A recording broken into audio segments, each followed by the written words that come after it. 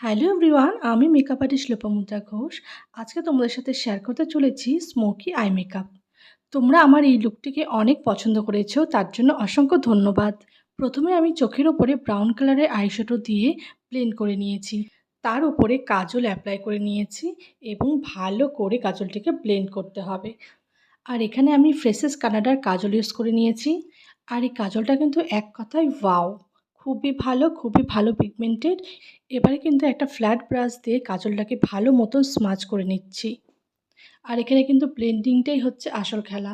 ব্লেন্ডিংটা খুব ভালো মতন সময় নিয়ে করতে হবে।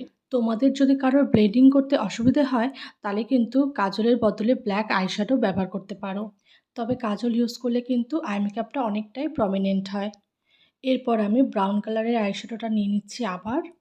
যেখানে কাজল ইউজ করেছিলাম সেখানেই আবার কিন্তু ভালো মতন ব্রাউন কালারের আইশ্যাডো দিয়ে ব্লেন্ডিং করে নিচ্ছি, যাতে কাজলের কোনো ব্রাশ লাইন না বোঝা যায়। তোমরা এখানে কিন্তু ব্রাউন কালার ইউজ না করে পার্পেল, পিঙ্ক অথবা রেডের মতো কিন্তু স্মোকি আই ক্রিয়েট করতে পারো।